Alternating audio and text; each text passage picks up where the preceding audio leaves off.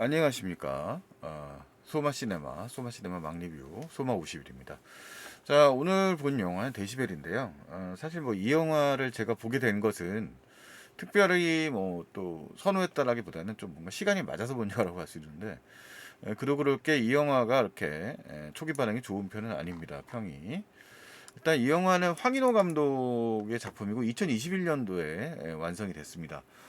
출연은 김래연과 이종석, 정상훈, 그리고 이상희, 조달환, 차은우, 이민기 등이 이제 주요 출연진인데, 이민기는 사실 특별 출연에 가깝고요. 거의 이 캐릭터죠. 이 지금 나와 있는 이 캐스팅이 나와 있는데, 주연 배우는 사실 이제 이 영화를 극을 끌고 가는 건 김래연과 정상훈 의외로, 그다음에 이종석과 박병은 이 정도가 되겠습니다. 나머지는 약간 좀 중요한 역할이 있긴 한데 그렇고요. 사실 이 영화에서 보시면 이제 그 지금 평 자체가 기자 평론가 쪽 평이 안 좋고 관람객도 뭐 좀 약간 그냥 그저 그렇다 이 정도인데요. 저 정도 네이버 평점에서 정도면 일단 이 영화가 뭔가 어, 그 스릴러로서의 완성도, 장르로서의 완성도는 사실 한격이 떨어지는 영화라고 말할 수 있습니다. 일단 이 영화의 제목 자체가 데시벨이라고 하는 이제 지금 이 포스터에서 나와 있는 것처럼 이 넘으면 터집니다 이렇게 나오는데, 사운드 테러 액션이라는 걸 지금 홍보 포인트로 삼고 있는데요. 그 홍보 포인트랑은 좀 그것은 일종의 미끼 상품에 가까운 것이 아닐까라는 생각이 듭니다. 사실 이 영화가 정말 말하고 싶은 것은 현장의 품격이라고 말해야 될까요? 그런 얘기인데, 그 얘기는 이제 지금 이 영화의 구성을 말씀드리면서 다시 좀 재정립을 한번 해볼까 합니다. 이 영화가 일단은 스릴러적 요소, 그 다음에 이제 사실 고발 드라마로서의 성격도 가지고 있어요. 그 다음에 이제 버디 액션 드라마로서의 요소들도 가지고 있고, 뭐 그런데 그런 요소들이 잘 구성이 되었다고 말하기에는 그렇지 못합니다. 특히 이 영화에 가장 많이 받은 비판점은 톤앤 매너에서 코미디적인 좀 요소들이 가당치 않게 들어가게 되면서 영화 자체의 그런 톤 자체를 좀 떨어뜨리게 만드는 상황을 만들어서 좀 안타까움을 주고 있습니다. 황인호 감독은 뭐 이 영화의 데뷔작은 당연히 아니고요. 몬스터라는 영화, 그 다음에 이제 주로 감독 앞으로 오싹한 연애라는 영화가 이제 대표작이 되겠습니다. 일단 이 영화가 연출 대표작이 그 전에도 뭐 시즐 리키로든지 코미디적인 각본에 좀 재능이 있는 분이긴 한데, 데시벨이라는 영화 자체의 소재나 전체적인 전개, 그러니까 전체 결말까지 해서 그렇게 코미디적인 부분이 두드러지기가 좀 어려운 영화인데, 코미디적 요소가 오히려 들어가면서 영화가 좀 음, 비판 지점이 많이 생겼습니다. 자, 일단 영화의 전개를 보죠. 그러니까 이 영화의 그 오프닝이라고 할 수 있는 프롤로그라고 하는 요소, 그 상황을 보면 전체적으로 이 영화의 등장 인물들은 이 한라호라고 하는 잠수함의 승조원들이 이 영화의 첫 장면에 시작됩니다. 그냥 이렇게 지금 긴박한 장면이 아니라 그냥 그 영화의 일상생활, 그 다음에 김래원이라고 하는 캐릭터의 등장 장면을 보여줘요. 김래원이라고 하는 인물은 이 영화 속에서 어, 이름이 지금 막 떠오르질 않는데요. 아무튼 김래원 배우가 맡은 캐릭터는 부함장의 역할을 담당하고 있습니다. 이름이 여기 나오겠네요. 여기 보면 강도경이라고 하는 강도영이네요. 강도영이라고 하는 인물이고요. 부함장입니다. 근데 이 사람이 승조원들이 이제 부하 지원인데, 지금 이 차은우가 연기하는 인물이 하사고, 그 다음에 이제 조달환이 연기하는 인물은 상사예요. 노 상사인데, 이 사람들이 이제 이 한라오라고 하는 배의 승조원들입니다. 근데 그 이 둘이 이제 막 얘기하고 있는 대화 장면으로 시작을 합니다. 이렇게 해서 이제 그 장교 한 분까지 해가지고 대화하는 장면이 나와 시작을 해가지고 김래원이라고 하는 캐릭터가 얼마나 대단한 사람이라는 점을 이제 얘기하고, 그 다음에 그 사람이 갖고 있는 뭐 좀 일종의 뒤에서의 뒷담화라고 할까요? 뭐 이런 얘기를 담고 있는데, 그 장면에서 이제 김래원이 짠 하고 등장하면서 이제 이 사람이 인간적인 면모까지 이제 보여주는, 그리고 이제 신망 높은 사람이라는 것이 이제 보여지는 겁니다. 그게 이제 포인트예요. 근데 그러고 나서 어느 날 어디선가 갑자기 날아온 어뢰가 날아오는 장면으로 오프닝이 끝나요. 자, 그 다음에 영화에서 이제 그 이 강도경이라고 하는 인물은 내내 이 지금 보고 있는 해군 정복이죠. 그 일종의 정식 행사에서만 있는 강연에 초대받아서 좀 해군 장교들을 대상으로 하는 장교인지 뭐 하여튼 그 대상으로 하고 있는 강연입니다. 그러니까 1년에 사고가 난 거예요. 1년이 지난 다음에 사고가 났어요. 근데 사고에 팡 하고 터지는 그런 장면을 보여주지 않습니다. 이 사건의 실체를 약간 뒤로 밀어놔요. 그러고 나서 이제 그때부터 이 데시벨이라고 하는 영화의 제목처럼 일종의 테러가 시작이 됩니다. 자, 테러를 이제 그 일종의 스파이웨어를 설치하라는 요구를 받고 폭탄이 일단은 이 할라우 이 사건, 어쨌든 영화 폭파 장면을 보여주지 않지만 할라우 사건과 연루된 고위 장교 한 명이 일단 폭탄 테러로 희생당하는 장면으로 나와요. 아직 그 전면적으로 이렇게 무슨 많은 사람들이 살상이 아니라 딱 가족 그 해당되는 가족만 작도록 설정이 되어 있습니다.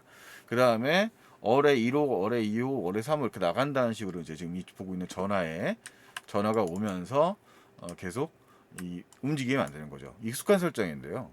사실 다이하드 3편의 모습 자체가 이제 브루스 윌리스가 계속 전화를 받으면서 뉴욕을 뛰어다니는 장면으로 나오는데 사무엘 L. 잭슨하고 뭐 비슷합니다. 구도 자체가. 실제로 이 영화에서 정상훈이 맡은 캐릭터도 갑자기 사건에 휘말리게 된 기자 역할인데 그런 면도 사실은 이제 다이하드 3에 나왔던 설정과 좀 흡사한 면이 사실 있습니다. 뭐 이 해군복을 입고 다니는 장면은 뭐 노웨이 아웃이라고 하는 케빈 코스트너 영화가 이제 펜타곤 내에서의 뭐 그런 스파이 찾기 그런 얘기니까 또 그런 면을 연상시키기도 하는데 뭐 직접적인 연관성은 없고요.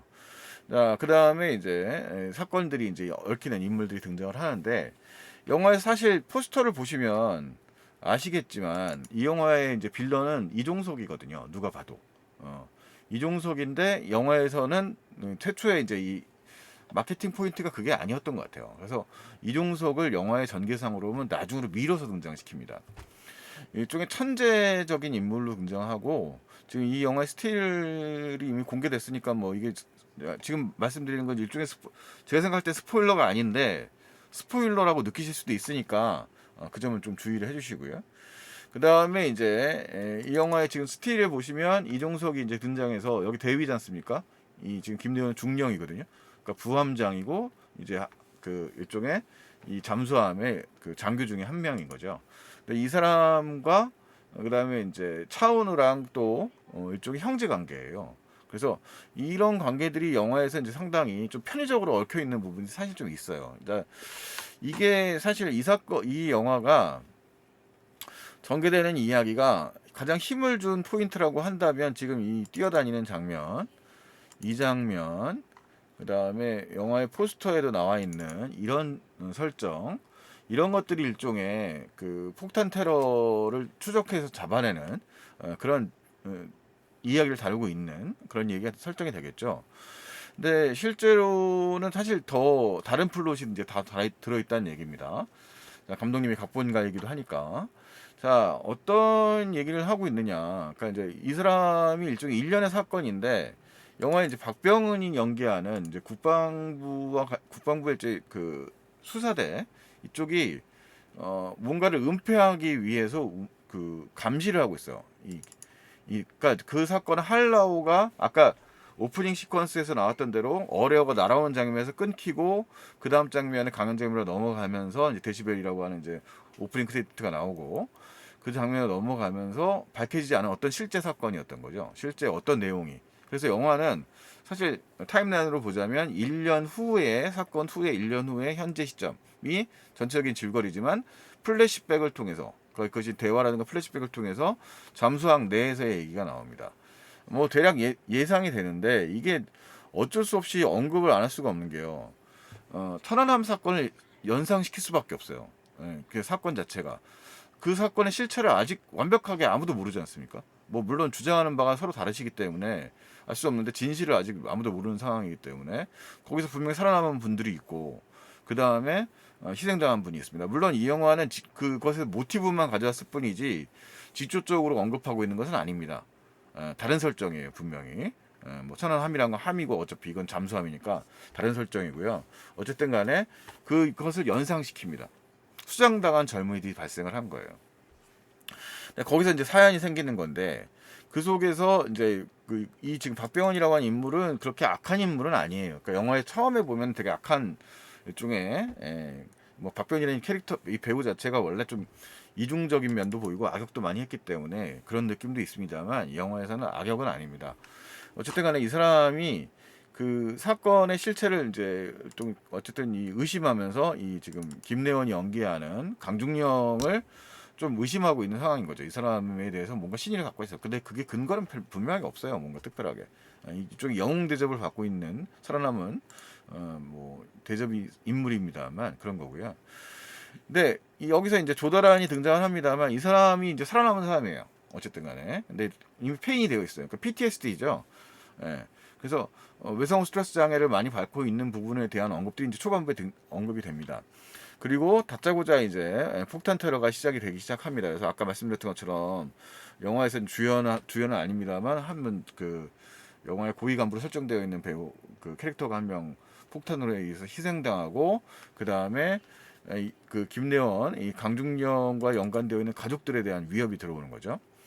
자, 이상희 배우가 등장을 하는데 이상희 배우가 여기서 강중령, 김래원 배우와 부부 관계예요. 그러니까 좀 요거는 별로 설정 자체가 딱히 마음에 들진 않아요. 왜 굳이 부부 관계 다 엮어버렸는지는. 그리고 그 이 사람은 폭탄 전문가입니다. 그러니까 이 폭탄이라고 하는 설치 자체가 어린이 놀이터인데 그 놀이터 자체에 설치되고 연관되어 있는 인물이 또 이 인물이 됩니다. 그래서 일종의 인질극화돼요. 후반부에 가게 되면 또 그 가족이 있기 때문에 그런 상황이 연결됩니다. 그게 전부예요, 사실은. 이 영화에서 전부가 아니죠. 약간 전체적인 이 사실 이 한라오 사건이라고 하는 영화 속 사건을 은폐하고 있는 국방부의 고위직들, 고위직들이죠. 이게 사실 국방부의 행태랑 좀 연관이 있는데 우리나라에서 국방부에서 국군 관련해서 뭔가 사건이 벌어지면 덮어버린 일이 너무 좀 꽤 있지 않습니까? 그런 것에 대한 좀 화남 뭐 이런 것들이 좀 표현되어 있다고 말할 수 있고 그것을 이제 영화 속 사건이 한라오 사건이라고 하는 것에 대한 거죠. 근데 영화의 중반부쯤 되면 이제 이 실제 사건을 일으키고 있는 게 이제 천재적 주뇌를 가지고 있는 이종석이라고 하는 인물이 등장합니다. 그리고 그 이유는 영화의 후반부에 나오는데 뭐 다 스포일러 말씀드릴 수 있어요. 그러니까 이제 그건 감안을 해주시고요. 어쨌든 영화에서는 이제 그런 이종석과 김래원의 만남이 영화의 거의 중후반부에 가게 되면 만나면서 이제 그 사건 실체가 다 등장하게 되거든요. 이제 누군가는 살고 누군가는 살아남게 된 거죠. 그것에 대해서 문제를 가지고 이제 불만을 가지고 있는 거예요. 그러니까 이거 좀 오해인데 말하자면 김래원은 어쨌든 그 문제에 대한 굉장히 책임감을 가지고 그 문제를 해결하려고 애쓰는 그런 인성적으로 훌륭한 사람이에요. 그런데 이종석은 이 사람이 잘 살고 있는 것에 대해서 PTS가 이제 심한 상태에서 이 사람이 잘 살고 있는 것에 대한 불만을 갖고 있는 사람인 거죠. 그래서 그 지휘부는 당연히 물론이고 그런 부분에 대해서 천재적인 능력을 발휘해서 이제 일종의 복수를 하는 그런 인물로 등장을 합니다. 그래서 약간 이종석이 그 전에 연기했었던 VIP 같은 영화에서의 진짜 사이코 킬러 그런 캐릭터. 그 다음에 뭐 마녀 시리즈에서도 좀 이종석이 그런 식으로 좀 나오는 경향이 있는데 영화 속에서는 좀 그런 연장선상이 아닌가 한데 약간 스토리가 있어요. 예. 그래서 그게 이제 이 영화에서 정말 말하고 싶은 부분은 그런 부분이거든요. 그래서 영화에서 이종석과 김래원이 이제 거의 후반부쯤에 이제 맞붙어가지고 영화가 결말을 향해 가는데 결국은 이제 김래원이 그 문제를 이제 풀어나갑니다. 이제 영화의 이제 그 부분이에요. 그 과정에서 이제 트랙이 되는 게 이제 버디로 등장하는 거, 파트로 등장하는 게 정사훈입니다. 정사훈이라고 하는 인물은 이제 방송사의 기자인데 우연히 지금 이 이종석이 제시했던 전화를 받고서 사건을 갖다가 이제 뒤쫓고 있는 김래원을 우연히 알아보고 그 다음에 이제 사건이 휘말리게 되는 사람입니다. 아들하고 이제 축구를 보러 왔다가 이제 부산 아시아드랑 구체적 공간이 있어요. 그래서 사실 영화 자체가 이제 부산에서 진행되는 얘기인데, 자 그래서 그 관련이 되는데 문제는 이 캐릭터가 너무 좀 유머 코드를 활성화하는 아까 다이아드 3라고 하면 브루스 윌리스와 사무엘 L. 잭슨인데 사실 사무엘 L. 잭슨이 그렇게 웃기는 캐릭터는 아니잖아요. 근데 이 영화에서는 웃기는 캐릭터로 등장을 한단 말입니다. 굉장히 좀 코믹한, 그러니까 시간을 벌어라 하니까 이제 뭐 말하자면 축구장에 난입을 하는 뭐 이런 인물을 등장을 한다거나, 그다음에 이제 뭐 궁시렁거리는 뭐 농담을 던진다거나 뭐 이런 식의 인물로 등장을 해서 SNL에 나왔던 이미지랑 크게 다르지 않게 나온단 말이에요. 그러니까 스릴러소, 이 영화가 가지고 있는 무게나 스릴러소의 긴장감이 확 떨어지게 만드는 거죠. 그래서 영화의 톤 앤 매너에서 그 이제 아까 황 감독님이 갖고 있는 유머 코드랑에 맞기에는 좀 아까 얘기했던 대로 구체적인 사건 자체를 연상시키는 스토리란 말이죠. 그러니까 그 부분에서 사실 좋은 점수를 주기가 사실 좀 어렵습니다. 근데 영화가 어쨌든 그런 점을 떠나서, 완성도를 떠나가지고 구체적으로 말하고자 하는 바는, 사실 영화에 숨어있는 플롯은 어떤 거냐면, 그 아까 이 사건이죠. 이건 이제 구체적 사건은 아니지만 분명히 이제 수뇌부에 대한 화남, 그러니까 이 국방부라든가 사건의 실체를 다루지 않으려고 하는 사람들에 대한 거고, 그 다음에 이 현장에서 뛰는 군인들이죠. 여기 이제 그걸 대표하는 까메오가 일종의 이민기 같은 사람인데, 이민기는 이제 바로 이제 이 김래원이 연기하는 강중령의 바로 이제 신복 같은 인물이에요. 되게 무게감 있고 그런 인물로 등장을 하는데, 이런 인물이고, 그 다음에 여기서 이제 영화에 공개된 스틸이니까 보면 아시겠지만 이 둘이 생김대대로 둘이 형제 관계로 등장을 합니다. 그래서 이 사람들이 이제 그 생과 사가 갈라져 버리는 거예요. 그래서 그것에 대해서 이제 미쳐버려온 거죠. 그 사실을 이제 반대했었던 인물이 돼버리는 거고요. 박병은이라고 한 캐릭터는 그 사실을 이제 나중에 알게 되는 그런 인물이에요. 그래서 뭐 약간의 이제 어떻게 보면 그것 때문에 희생당하는데, 근데 그것에 비해서 이 이종석이라는 캐릭터는 좀 막무가내 캐릭터예요. 그러니까 천재적인 머리를 통해서 되게 그 미움과 그런 그 PTSD가 이제 일종 정신병화된 상태가 돼서 그런 소리에 반응하는 폭탄을 만들어내고, 뭐 그다음에 이제 뭐 물질과 물질이 반응하는 그런 폭탄을 만들어내서 사람을 이제 이 도시 자체를 공포로 몰아넣는 사람으로 등장을 하는 거죠. 근데 영화가 이제 퍼져버렸어요. 약간 이제 근데 지금 다루고 있는 주제가 너무 거대해져 버린 거죠. 그래서 이게 하나의 샤프한 스릴러로서도 가지도 못하고, 그다음에 말하고자 하는 주제의 선의는 알겠는데, 말하는 주제의 선의가 이렇게 던져지는 부분들이 후반부에 나오면서 사실 영화의 엔딩도 스릴러로서의 구조가 완성이 된 다음에 이제 그 다음에 후일담 같은 얘기거든요. 그런 일종의 영웅 강중령에 대한 일종의 리스펙 뭐 이런 얘기거든요. 그 지휘관으로서의 이제 품격을 보여주는 그런 장면이 이제 영화에 등장을 하는데, 그런 면들이 마무리가 되는데, 영화 자체가 그러다 보니까 전반적으로 좀 이도저도 아닌 상황이 좀 돼버린 건 사실입니다. 영화 자체가. 근데 영화가 가지고 있는 아까 말씀드렸던 그 말하고자 하는 지점 자체는 좀 어느 정도 의미가 좀 없진 않아요. 그러니까 이 설득력이 좀 떨어져서 그렇지. 그러니까 이종석이라고 하는 캐릭터가 너무 폭주하는 캐릭터가 돼버리는 바람에, 밑도 끝도 없이 돼버리는 바람에 영화 자체가 말하자면 그런 긴장감이 어떻게 좀 정리가 안 된다고 해야 되나? 그러니까 정작 났잖아요. 그 1년 전에 한라호라고 하는 잠수함이 폭파되고 사상자가 다 산 게 아니란 말이에요. 누군가는 살고 누군가는 죽었단 말이죠.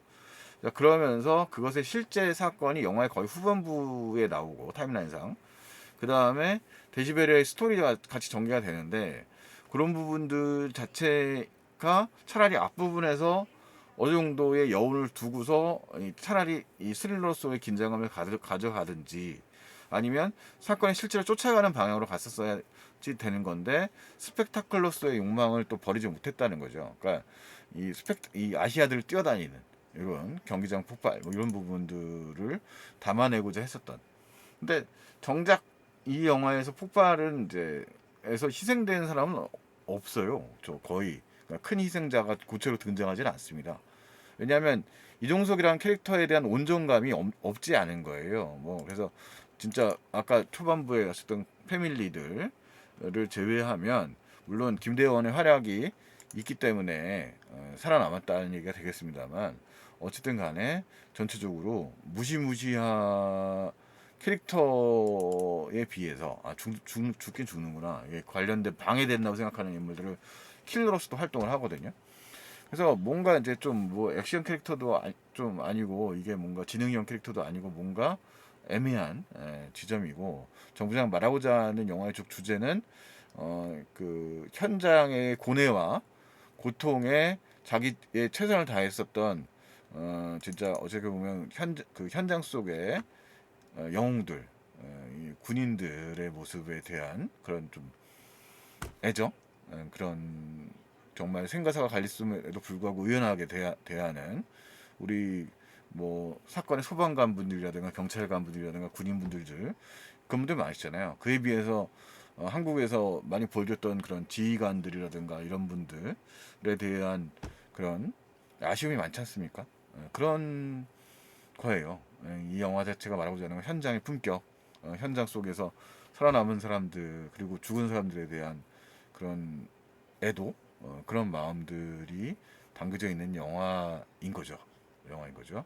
근데 그에 비해서 이게 좀 스릴러스의 욕망을 차라리 줄이거나 아예 장적으로 확연히 좀 갔었거나 했었다면 더 좋지 않았을까라는 생각이 듭니다. 그래서 이도저도 아닌 상황의 영화가 됐고, 특히 뭐 정상원 배우가 문제겠습니까? 그 캐릭터 자체가 하는 유머도 유효타도 떨어지고, 그 다음에 그 캐릭터가 이 영화의 톤앤 매너와랑은 너무 안 맞아서 영화 자체가 사실 영화 자체의 좀 그 흐름을 방해하는 요소가 돼버리는 것이라는 생각이 듭니다.